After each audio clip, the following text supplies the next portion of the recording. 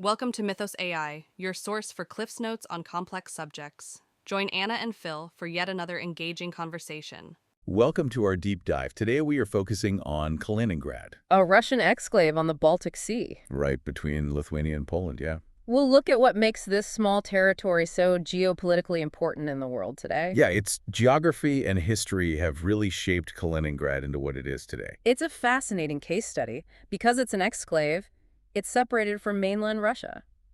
So let's start with the basics. I think a lot of people might not even realize this place exists, let alone know anything about its history. Well, Kaliningrad's history goes back centuries.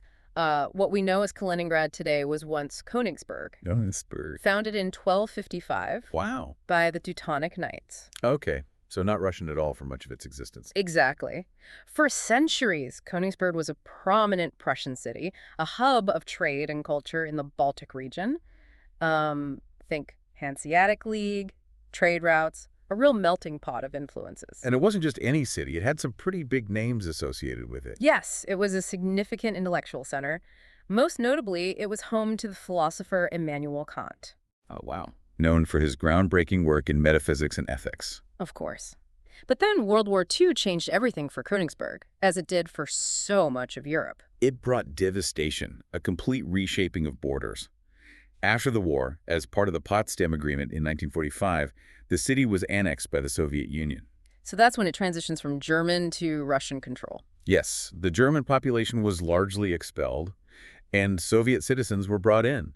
It was a dramatic demographic and cultural shift. Königsberg, as it was known, ceased to exist. And that's where the name Kaliningrad comes in. Yes, in 1946, the city was renamed Kaliningrad in honor of Mikhail Kalinin, Okay. a Soviet leader. The name change really symbolized this break from the past and the start of Kaliningrad's Soviet era. So from a Prussian city to a Soviet exclave, a complete transformation. A complete transformation. What happens next? Well, the Cold War had a profound impact on Kaliningrad. Right. It became a heavily militarized zone, the westernmost point of the USSR. Okay. The Soviets saw it as this crucial strategic buffer against NATO. So basically, a forward operating base right on the doorstep of NATO. Yes. Kaliningrad housed a large portion of the Baltic fleet. It was bristling with military installations, nuclear weapons, submarines, constant tension. So even after the fall of the Soviet Union in 1991, Kaliningrad retained its strategic importance for Russia. Absolutely. Even with the end of the Cold War, Kaliningrad remains a key element in Russia's military strategy. It's significant when you consider its proximity to the Baltic Sea and the presence of NATO members like Poland and Lithuania right there.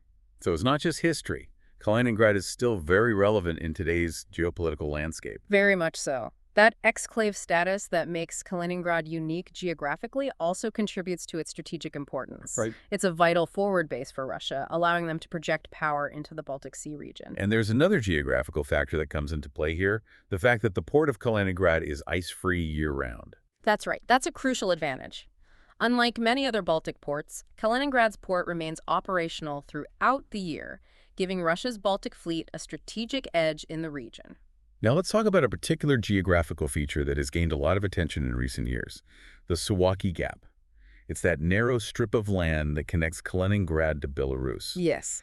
Can you explain why this seemingly insignificant piece of land is so strategically important? The Suwałki Gap is a critical choke point. It's only about 65 kilometers wide, Wow. separating Kaliningrad from Belarus, a close ally of Russia. From a military perspective, this small stretch of land is incredibly significant. Okay, so if there were to be a conflict between Russia and NATO, the Suwałki Gap would be a prime target. That's the concern. NATO fears that Russia could attempt to seize the Suwałki Gap in a conflict, effectively cutting off the Baltic states, Lithuania, Latvia, and Estonia from the rest of NATO. So it's a land bridge that could be easily cut, isolating those countries. Exactly. Such a move would be a major escalation, potentially triggering a wider conflict. It's a scenario that keeps military planners on both sides up at night. And Russia's recent military deployments in Kaliningrad only heighten these concerns. You're referring to the deployment of the Iskander-M ballistic missile system, S-400 air defense systems, and anti-ship missiles. Yeah, all of those systems. They seem to signal Russia's intention to make Kaliningrad a formidable military stronghold. They create what's known as an anti-accessoria denial, A2AD zone, Imagine it like this. They're essentially setting up a no-go zone in the Baltic Sea. So Russia signaling its ability to control access to the Baltic Sea, challenging NATO's freedom of operation in the region. Precisely. These deployments raise the stakes significantly and contribute to the perception of Kaliningrad as a potential flashpoint in any future conflict between Russia and the West.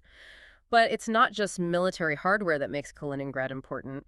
Its location makes it a key player in Russia's use of hybrid warfare tactics. Hybrid warfare, that's a term we hear a lot these days. Yeah. But what does it actually mean in practice? Hybrid warfare is a complex strategy that blends conventional military approaches with non-military tactics, like cyber attacks, disinformation campaigns, and economic pressure. Oh, I see. It allows states to exert influence and undermine their adversaries without actually resorting to a full-scale war. So it's kind of like waging conflict in the shadows, exploiting the gray areas between peace and war. Exactly. And Kaliningrad, with its advanced technological infrastructure and proximity to EU member states, is very well suited for this type of strategy.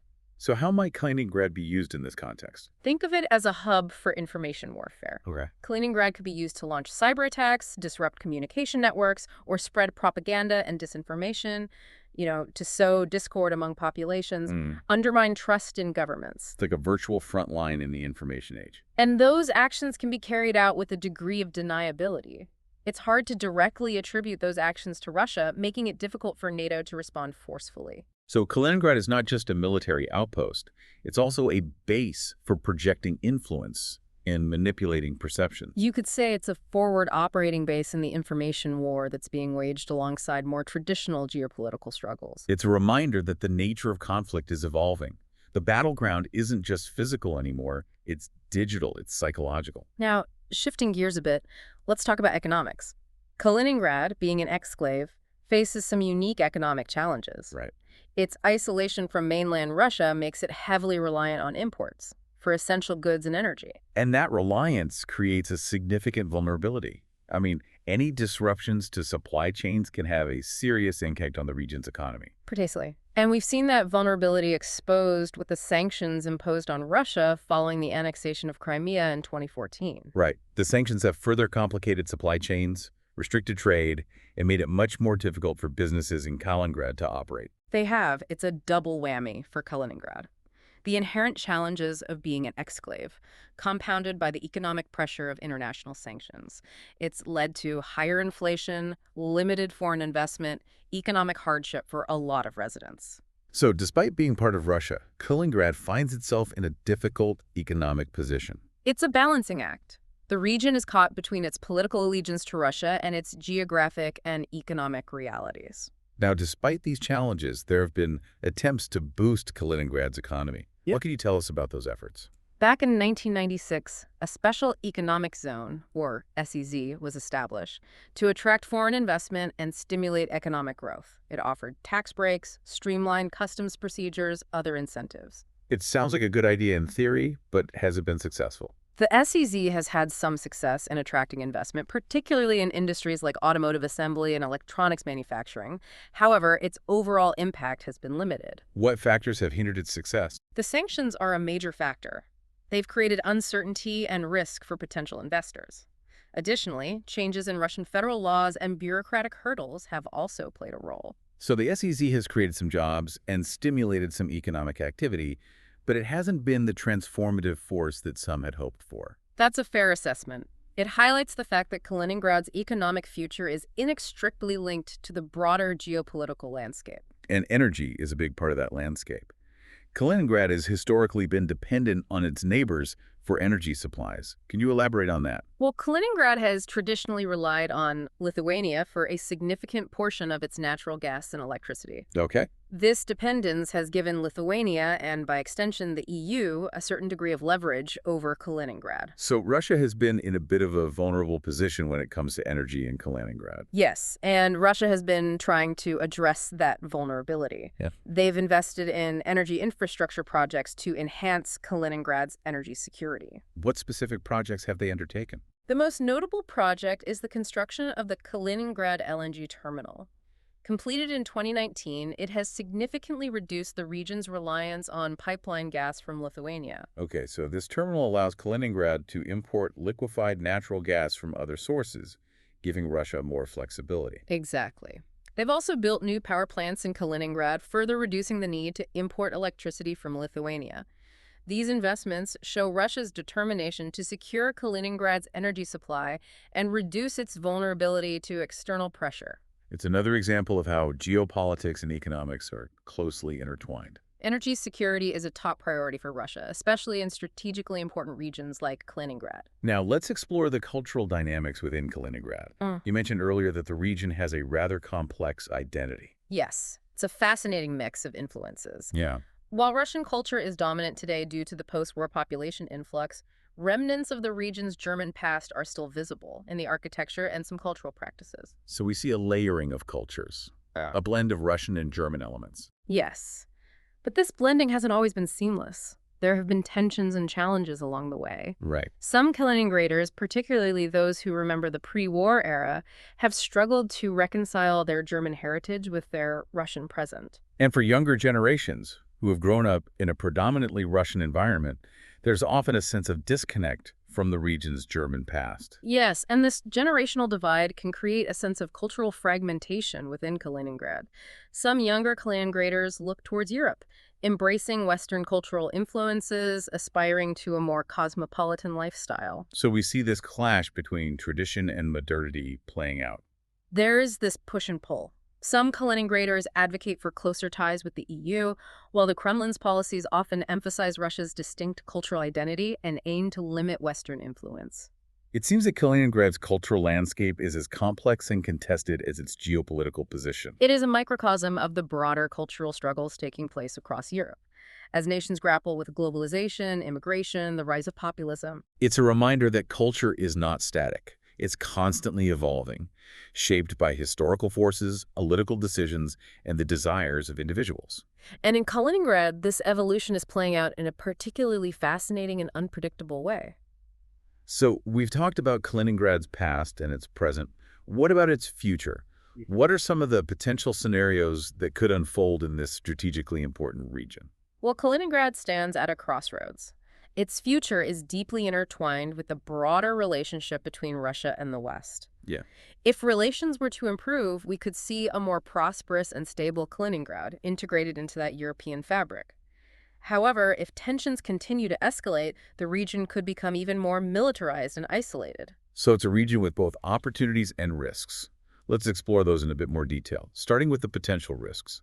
What are some of the factors that could lead to greater instability and conflict in Kaliningrad? Well, one of the biggest risks is the potential for miscalculation or accidental escalation between Russia and NATO. The heavy military presence in Kaliningrad, coupled with the ongoing tensions between Russia and the West, creates a very volatile situation where even a small incident could spiral out of control. So it's kind of like a tinderbox waiting for a spark. Exactly. And the Suwałki Gap is a particular area of concern. Yeah. If Russia were to make a move to seize this territory, it could trigger a major conflict with NATO. And the deployment of those advanced weapon systems like the Iskander-M missiles only adds to that sense of unease, right? They do. Those deployments raise the stakes considerably. They signal Russia's willingness to use force to defend its interests in Kaliningrad, and they make it much more difficult for NATO to respond effectively to any Russian aggression. So the risk of a direct military confrontation between Russia and NATO in Kaliningrad is a very real one. It is. It's a scenario that policymakers on both sides are acutely aware of and are trying to avoid. But the potential for miscalculation is always there, and that's what makes the situation so dangerous. Okay, well now let's shift our focus to the potential opportunities for Kaliningrad. Are there pathways towards greater stability, cooperation, and prosperity for the region? There are. One potential pathway is through greater economic integration between Kaliningrad and the EU. But wouldn't that require a significant improvement in relations between Russia and the West? It would. But if that improvement were to occur, there'd be a number of ways to promote economic cooperation. For example, targeted exemptions from sanctions could be granted, or special trade zones could be established. So easing those economic barriers between Kaliningrad and the EU could be mutually beneficial. It could. It would create new opportunities for businesses in Kaliningrad and the EU, and it would foster greater cultural exchange and people-to-people contact. And increased tourism could also play a role in boosting Kaliningrad's economy. It could. Kaliningrad has a very rich history and culture that could be very appealing to European tourists. Easing travel restrictions would make it much easier for them to visit the region. But these opportunities are all contingent on the fundamental shift in the political landscape. They are. As long as Russia and the West remain locked in that adversarial relationship, the potential for cooperation in Kaliningrad will be limited. So the future of Kaliningrad is very much up in the air. It could become a bridge between Russia and Europe, or it could become an even more isolated and militarized outpost. The choices made by leaders in Moscow, Brussels, and Washington will ultimately determine which path Kaliningrad takes. This has been a fascinating deep dive into Kaliningrad. We've explored its complex history, its strategic significance, its economic challenges, and its uncertain future. It's a region that often gets overlooked, but as we've seen, it plays a crucial role in the broader dynamics of European security and the relationship between Russia and the West. Kaliningrad is a place where the past and present collide and where the future is being shaped by powerful geopolitical forces. It's a reminder that even in the 21st century, geography can still exert a profound influence on the course of history. Thank you for joining us on this deep dive into Kaliningrad. We hope you've gained a better understanding of this fascinating and strategically important region. Thanks for listening to Mythos AI. Stay tuned for more concise insights. And remember to hit the like button and subscribe for future episodes.